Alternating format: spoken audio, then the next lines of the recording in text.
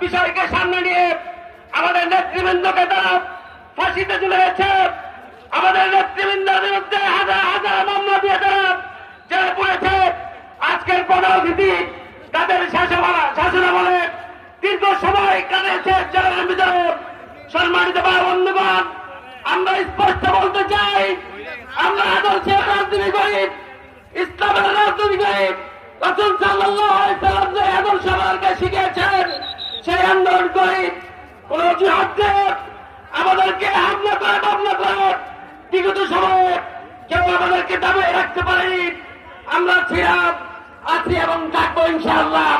সম্মানিত ভাই বন্ধুগণ, আমরা স্পষ্টভাবে বলতে চাই, এই আদর্শ বিপ্লবে যারা জীবন দিয়েছে উদ্দেশ্য ছিল বৈষম্য বিরোধী একটা দেশ গঠন করা। আমরা দেখতে পাচ্ছি বলপাল নিয়ে আজকে যে যারা সন্ত্রাস